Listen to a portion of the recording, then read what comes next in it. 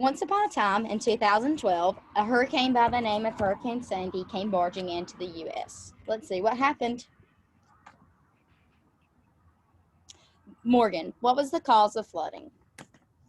Hurricane Sandy was, of course, a hurricane, so it did bring a lot of rain and floodwaters to the area. Where it hit in the U.S. was around Connecticut and New Jersey.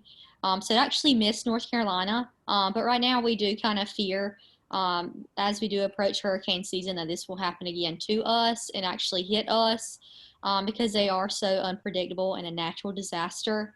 But Hurricane Sandy actually started off as a tropical depression off the coast of Central America, but it did gravitate towards the U.S. And it did strengthen as it hit cooler winds. Some suggest with global warming, hurricanes will actually get more prevalent and even more violent than before as the Earth warms up. And Hurricane Sandy was actually a two-storm system.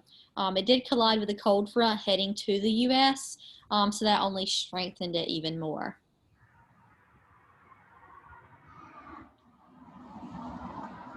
What was the magnitude of Magnitude. flooding? The storm itself was only a Category 3 at sea. When Sandy hit land, it had already been downgraded to a tropical storm. Sandy was 1,000 miles wide and affected 24 states, with New Jersey and New York being hit with the effects the most. Flooding was worse than normal because it hit during a high tide that was even higher than normal because of impacts of a full moon. Around 50 square miles of New York City flooded and waters reached as high as 14 feet on Staten Island. Hurricane Sandy was only over New York and New Jersey for a short amount of time before it moved northeast.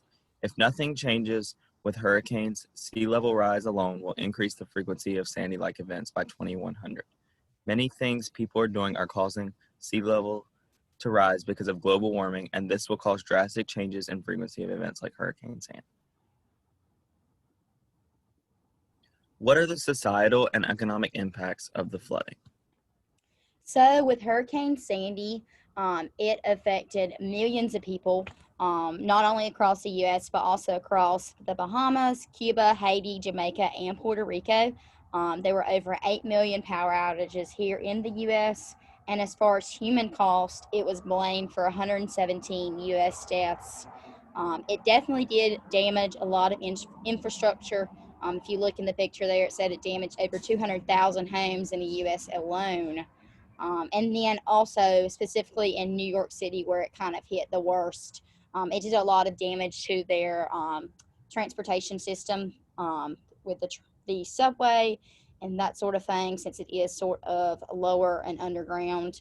And for them, that was not only very expensive as far as the time it was down, the subway being down, it also cost them a lot of money in revenue for the city.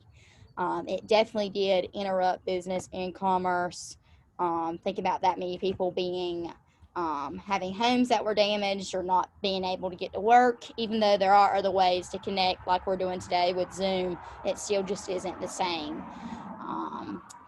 It did destroy a lot of cost. The economic cost was ranked right behind Hurricane Katrina as this second costliest natural disaster.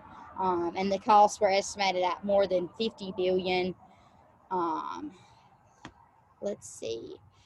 The other question I had was about water quantity and water quality. So with a hurricane, you obviously have a surplus of water, and with that comes runoff, which is not good for a lot of the cities, especially if they have a sewer system.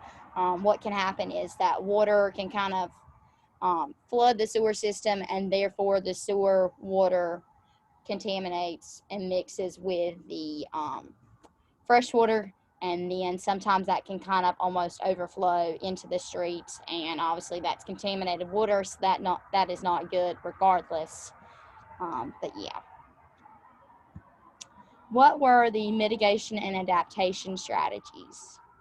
One strategy is the New York City Hazard Mitigation Plan. A hazard mitigation is defined as any cost-effective and sustained action taken to reduce the long-term risk to human life, property, and infrastructure from hazards. And it is the first step in the disaster cycles, followed by preparedness, response, and recovery. And the hazard mitigation plan has to be renewed every 5 years, and it was just renewed in 2019. And the second is sandbags stretching from Wall Street to north of the Brooklyn Bridge. And the installation of 4-foot sacks of soil stretching from Wall Street to just north of the Brooklyn Bridge. And they will work for 5 years to keep water from rushing the low-lying neighborhoods there.